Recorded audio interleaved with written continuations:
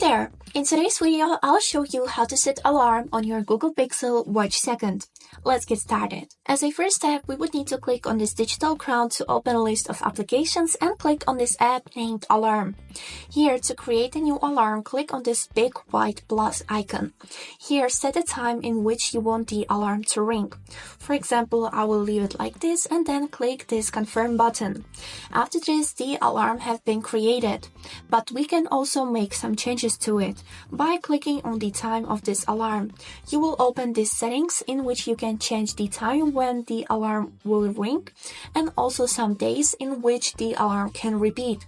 For example, you can set weekdays or weekends or only selected days. For example, Saturday and Tuesday. After you are done with the changes, click on this white confirm button to save them. And as a next step, we can manage here if we want the alarm vibrate while ringing and also if we want to hear the sound of alarm. And the last thing that we can do here is to delete the alarm by clicking on this red trash bin icon. Click on it and the alarm will be deleted. And that's it for today. I hope this video was helpful for you and thank you so much for watching.